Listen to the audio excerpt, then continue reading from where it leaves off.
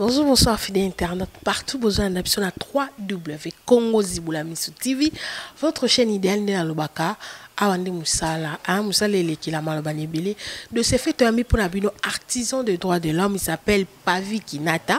Depuis Mikolomoa Mingi, Bomona Kanabilili, Abimaka, pour Natina ko revendiquer, Bato Bakufa Kanama manifestation, Nyonso, et ça les Marana Kinshasa. En tout cas, ça et le Nimoko Yarobungate, Toko Yambaye pour Nabino, pour Natina ko Solola, Makambo Itali, droits de l'homme. En plus de cela, droits de l'homme, to éviter côté politique ou pas, tout le monde qui est l'ongnaï sous, c'est figurant, n'a parti. Il y a candidat unique na Kombo ya Martin Fayulu na ngwaza awa tobeti solo on pandite azaye mo to panza pina masolo pona bino. Grand merci à ma patronne Omba place aux Aoumela, mon invité déjà là sur ces plateaux. J'ai dit bonjour monsieur Pavi. Bonjour madame. En tout cas papa Pavi to pousa mo kepo masolo nge banda ba tebele ba yebi na ilongi. Bah, vraiment tes fonctions à na présenté. Est-ce que au recommande la moi présentation pour na plus de facilité dans ma internet na psonios?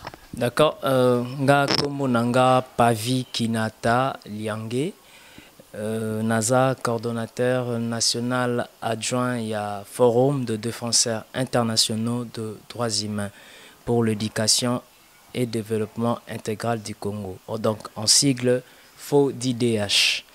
Et en plus de cela, Nazali, fondateur, il y a un mouvement citoyen Compte à rebours, puis Netoza a évolué, peut créer une plateforme où ils ont regroupé le mouvement citoyen, surtout tout bien on a combo ya Elonga. Voilà, merci pour la présentation, mon Kitoko. Monsieur Pavi, tout ça a besoin de toi.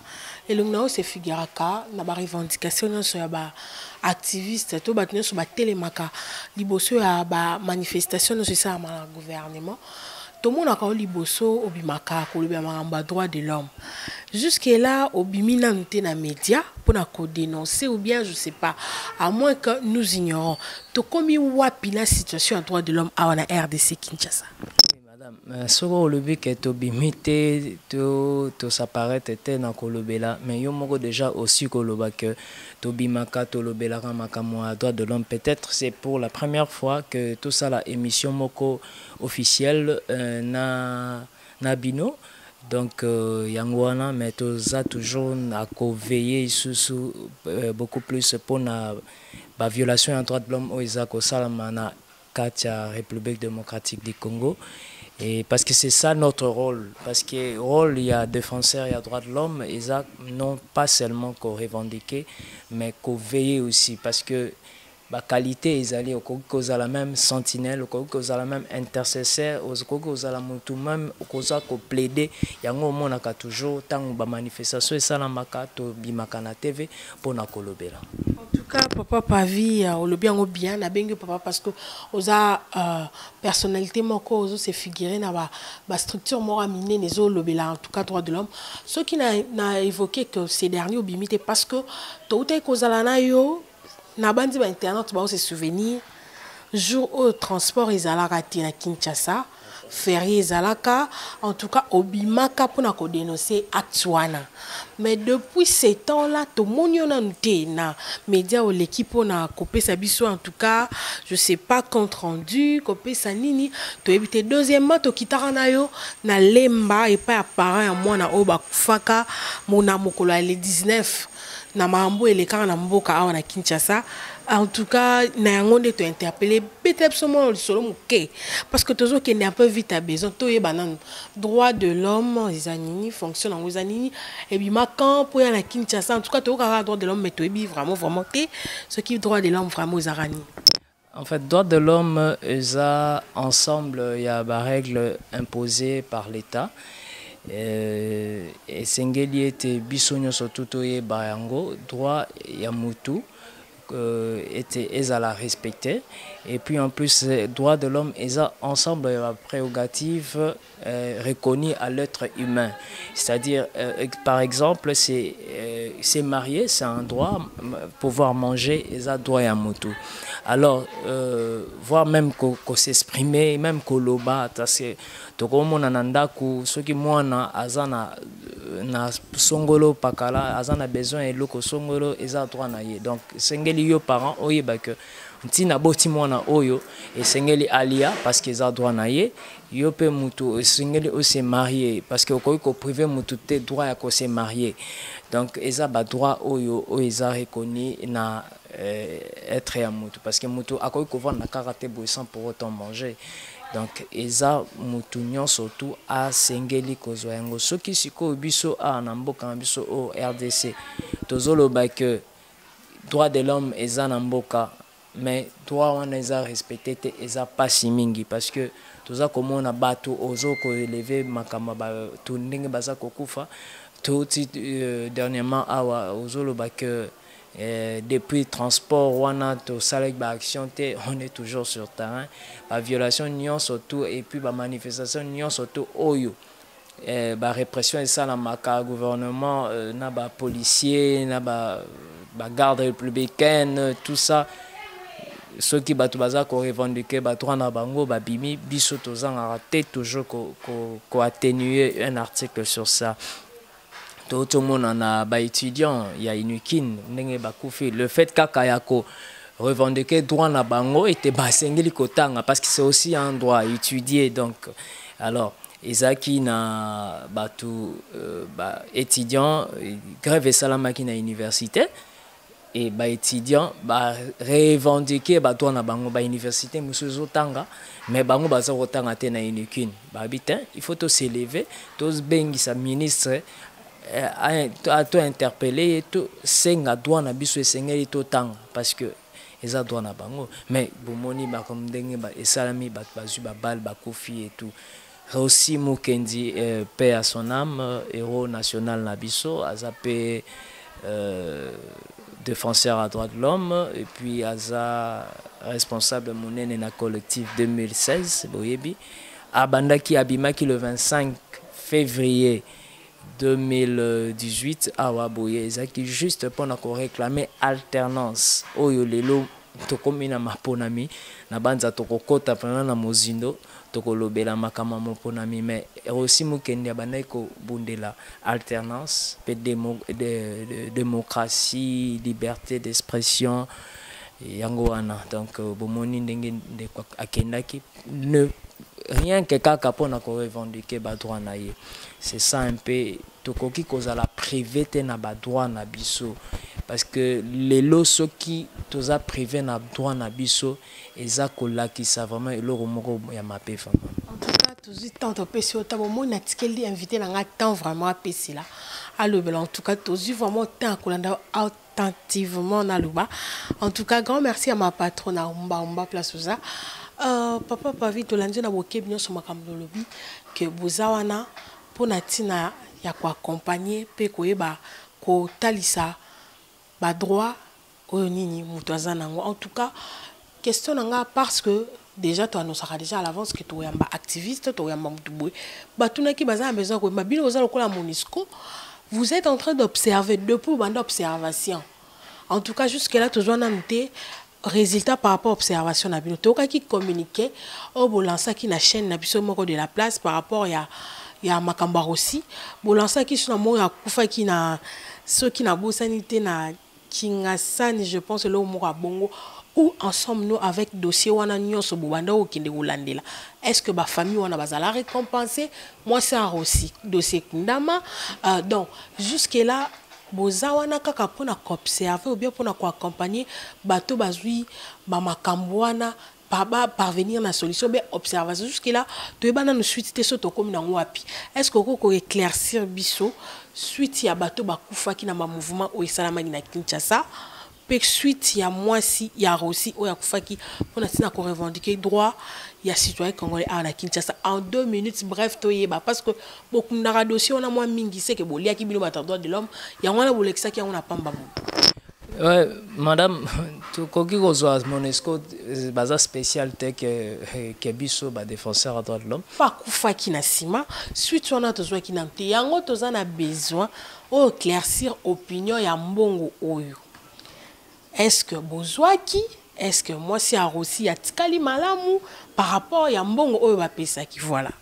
Gouvernement atikali ko pesa ba ONG moko te mbongo ke barken ko remettre na famille et azumbe mbongo moko te oyo a indemniser famille a aussi to apesa na maboko a aussi et na famille a aussi à moi ça aussi même la famille ata même ndenge papa kufaki ils ont rien fait pour ça. Ça moi je sais que moi je dis étant que défenseur de l'homme et puis na bande ko la dossier on a tina sukandengo lobby et dossier ça na niveau ya auditorat toza toujours kolandela et sengeli makambo nyonso to eza éclairci et Major Karine oyo azalaki commanditaire pe azalaki na kati wana bazalaki babengisaki ye pe mokolo mosusu donc yo bikaka makambo ngo ndenge ezalaka makambo ngo ezosala neti kaka bakunda ngo mais biso tolobi bakokunda yango te tokolandela yango ntina suka que la justice soit faite et tozozela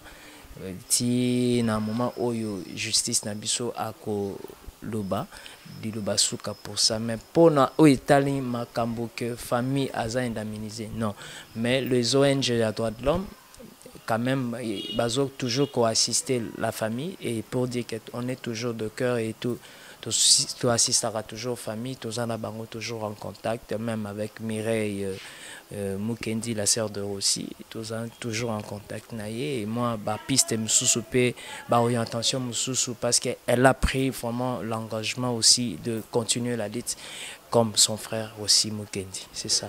Voilà, merci donc c'est que ba information wana eza faux que ya mambongo boyo ki emoko ndenge apesi biso information donc ça reste à vérifier. Question na mso eko za la boye ana mo mukuse parce que to comme ko citer première partie pour to comme la deuxième partie jusque là tozo baté comment faire pour la cause information sur structure à droit de l'homme à Kinshasa. Comment faire pour la tina été à baka de plus peut-être quoi le plus reculé ma cambusu on a besoin de protection. Comment faire pour vous atteindre et la procédure nous les a remplir pour accéder tout comme membre na katia droit de l'homme. OK, merci madame pour un peu na lobamo muke parenthèse. Le 19 décembre Oyo 2018 Tobo Sanara Makambute Ezaki fait un mandat à Kabila le 19 décembre 2016 et date wana Ezaki peuple abimaki Yemoko d'une manière spontanée à minuit babetaki ba siffler mboka mobimba pe même na mikili na poto bino boza kolanda boyeba que c'est fini pour Kabila et nous le matin biso tozaki na terrain pour na ko répertorier na musala biso ya monitoring ko reporter il y avait répression batu bakufa ki batu bimaki na balabala baningaki ko yebisa Kabila qui dégage parce que c'est leur droit mais tomonaki batu bakufa ki.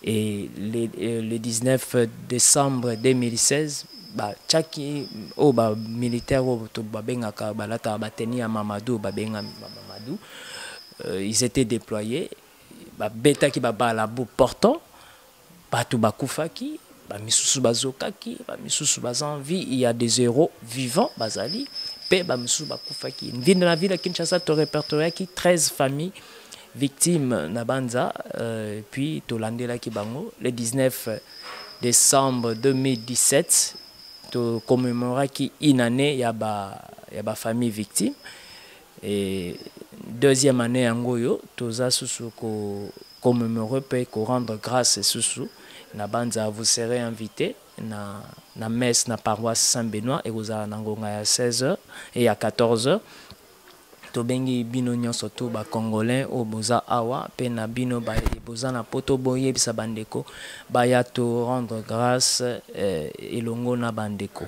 Bon pour nous attendre c'est très facilement ONG Nabiso eza coexisté depuis 2009 et toza na travail ya terrain vraiment ko vulgariser ba instruments juridiques et puis ko enseigner sur la notion en droit de l'homme, la notion élémentaire, au Kozano, Keno campus, mais na oyo ya muke to kola kisao koyeba droit de l'homme. Donc c'est depuis 2009 et puis tozo tous en a 5000 membres, tous compter 5000 membres, 5-18 000 membres pour na nini. Alors pour nous attendre, l'ONG Nabiso siège social eza na avenue Toana 108, na avenue Toana 108 quartier 3 Kassai dans la commune de Massina. Ouais, voilà. Et vraiment nous travaillons à notre propre moyen. Il y a Bissomoko par des petites cotisations, 1000 francs, 1 dollar et tout. Vraiment ONG. La cotisation comment parce que vous avez organisation moyenne internationale, y compris comment vous ouvrez la cotisation. Est-ce qu'il n'y a pas de partenaire externe, financer quelque chose? Non, quand je dis qu'il y a des cotisations, parce que l'ONG fonctionne toujours dans la cotisation et à les membres, c'est ça. Donc c'est dans le petit moyen.